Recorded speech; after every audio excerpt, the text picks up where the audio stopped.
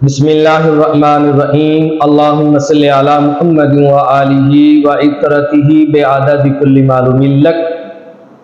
سامعین محتشم، آج کی گفتگو میں ہم آپ کو عمرے کا مکمل طریقہ سمجھائیں گے کہ عمرہ کیسے کیا جاتا ہے۔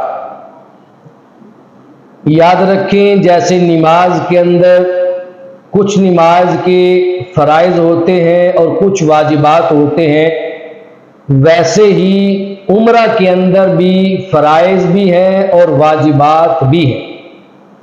عمرے کے 2 فرائض ہیں اور 2 ہی عمرے کے واجب ہیں۔ عمرے میں صرف 4 چیزیں سیکھنے والی ہیں، 2 فرض اور 2 واجب۔ 4 چیزوں کا سیکھنا انتہائی آسان ہے، زیادہ مشکل نہیں ہے۔ اس کے باوجود بہت سارے لوگ عمرہ تو کرتے ہیں لیکن عمرے کا طریقہ سیکھتے نہیں ہیں، اس لیے ان کی عمرے کے اندر بہت ساری غلطیاں ہو جاتی ہیں۔ آج ہم نے عمرہ کرنے کا صحیح طریقہ سیکھنا ہے۔ عمرے کے اندر 2 چیزیں فرض ہیں، وہ کون سی ہیں؟ نمبر 1 ہے احرام باندھنا، یعنی احرام باندھ کر 2 چادریں باندھنا، احرام کی 2 چادریں باندھ کر نیت کرنا اور تلبیہ پڑھنا، لبیک اللہم لبیک لبیک لا شریک لک لبیک ان الحمد والنعمت لک والملک لا شریک لک۔ یہ تلبیہ ہے۔ احرام کی 2 چادریں باندھنا، عمرے کی نیت کرنا اور تلبیہ پڑھنا، یہ احرام جو ہے عمرے کے لیے شرط بھی ہے اور یہ فرض بھی ہے۔ اسی طرح عمرے کا دوسرا فرض ہے طواف کعبہ، بیت اللہ شریف کا طواف کرنا۔ پوری روح زمین پر طواف صرف اور صرف بیت اللہ شریف کا ہوتا ہے، اس کے علاوہ کسی اور چیز کا طواف نہیں کیا جاتا۔ ان دونوں میں سے ایک چیز بھی چھوٹ جائے تو آپ کا عمرہ مکمل نہیں ہوگا۔ اگر کسی نے احرام نہیں پہنا تو اس کا عمرہ نہیں ہوگا، یا کسی نے کعبۃ اللہ کا طواف نہیں کیا تو اس کا بھی عمرہ ادا نہیں ہوگا۔ یہ 2 چیزیں عمرہ کے اندر فرض ہیں۔ اسی طرح 2 ہی چیزیں عمرے کے اندر واجب ہیں۔ ان میں سے پہلی چیز ہے صفا اور مروہ کی سعی کرنا۔ صفا مروہ کی سعی عمرے کے اندر واجب کی حیثیت رکھتی ہے۔ اور دوسرا واجب ہے عمرے کے اندر سر کا حلق کروانا یا پھر اپنے سر کا قصر کروانا۔ حلق یا قصر کروانے کے بعد محرم تمام تر پابندیوں سے آزاد ہو جاتا ہے، پھر وہ احرام اتار کے اپنا لباس پہن لے۔ ہر وہ چیز جو عمرہ کے اندر محرم پر حالت احرام میں منع تھی، ممنوع تھی اور حرام تھی، اب ان تمام تر پابندیوں سے یہ آزاد ہو گیا، اس کا عمرہ مکمل ہو گیا۔ عمرے کے لیے آپ نے میقات سے احرام باندھنا ہے یا میقات سے پہلے احرام باندھ لیں۔ میقات کیا ہے؟ میقات اس جگہ کا نام ہے جس جگہ سے آپ احرام باندھے بغیر اس سے آگے نہیں جا سکتے۔ پاکستان اور ہندوستان، ان سرزمینوں سے جو لوگ عمرے کے لیے جاتے ہیں تو ان کا میقات جب جہاز کے اندر بیٹھے ہوتے ہیں تو جہاز کے اندر ہی ان کا جہاز میقات کے اوپر سے گزرتا ہے۔ جہاز کے اندر احرام باندھنا چونکہ مشکل ہوتا ہے، اس لیے احتیاطاً احرام اپنے وطن اور اپنے ملک کے ایئرپورٹ سے باندھ کے جایا جاتا ہے۔ اگر کوئی شخص عمرے کا احرام اپنے گھر سے باندھنا چاہے، عمرے کا احرام وہ اپنے گھر سے بھی باندھ سکتا ہے۔ احرام باندھ لیا، اب آپ نے یہ بھی بات ذہن نشین رکھیں، جو لوگ پاکستان سے ڈائریکٹ جدہ جاتے ہیں وہ عمرے کے لیے احرام باندھیں گے، اور جن کی فلائٹ مدینہ منورہ کی ہوتی ہے، مدینہ پاک پہلے جاتے ہیں، وہ جاتے ہوئے ایئرپورٹ سے احرام نہیں باندھ کے جائیں گے، وہ مدینہ پاک میں جا کر قیام کریں گے۔ جتنے دن کا قیام ہے اس کے بعد پھر مدینہ منورہ سے یا مدینہ پاک کے میقات ذوالحلیفہ سے احرام باندھ کر پھر وہ مکہ المکرمہ عمرہ کے لیے جائیں گے۔ آپ مکہ المکرمہ آ گئے، اب مکہ المکرمہ آ کر آپ تھکے ہوں گے، تھکاوٹ سے چور چور ہوں گے۔ بہت سارے لوگ ایسے ہیں جو مکہ المکرمہ آتے ہیں اور دل ایک شوق کے عالم میں ہوتا ہے کہ جلدی ہم سین کعبہ میں جائیں، کعبۃ اللہ کا طواف کریں، اور تھکن سے چور چور ہوتے ہیں۔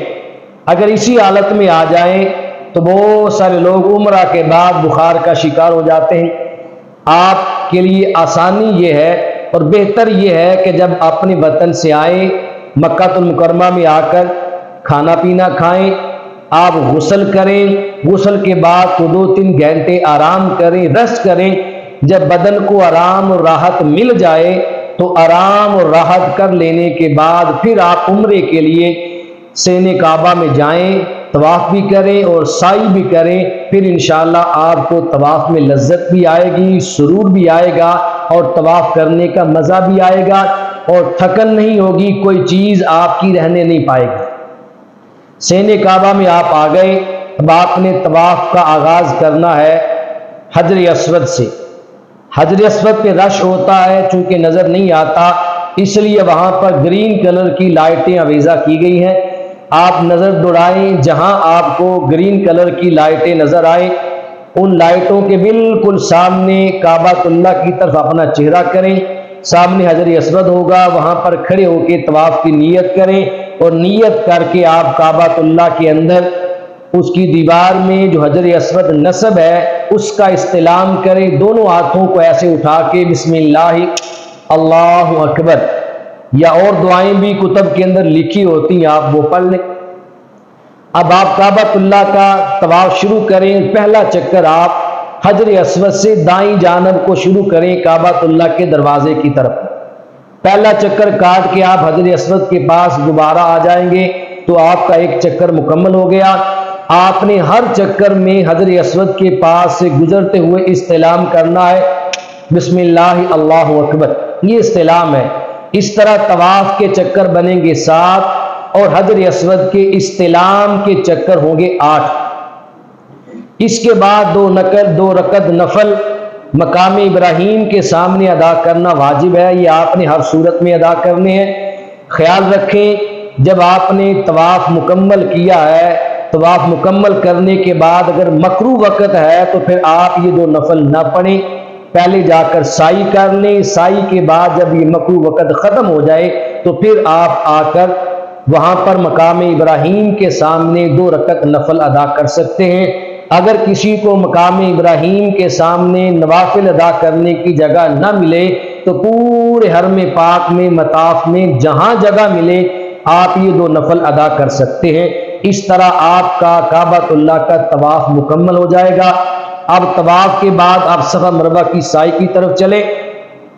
پہلے آپ صفا پہاڑی پہ آئیں، وہاں پر پہاڑی پہ چڑھیں، کعبۃ اللہ کی طرف منہ کریں، 2 رکعت نفل ادا کریں، پھر آپ وہاں کھڑے ہو کے اللہ کی بارگاہ میں سعی کی نیت کریں، اور کم از کم قرآن مجید کی 25 آیات پڑھنے کی مقدار وہاں پر کھڑے ہو کے اللہ سے دعا کریں۔ اس کے بعد صفا سے آپ مروہ کی جانب چل پڑیں۔ صفا سے چلیں گے تو مروہ پہ آ کر آپ کا ایک چکر سعی کا مکمل ہو جائے گا۔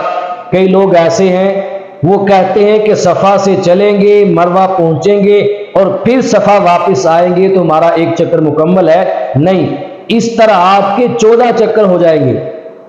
صفا سے چل کے مروہ جانا یہ ایک چکر ہے، پھر مروہ سے صفا پہ آنا یہ 2 چکر ہیں۔ اسی طرح آپ صفا سے اپنی سعی شروع کریں گے اور مروہ پہ آپ کے 7 چکر سعی کے مکمل ہوں گے۔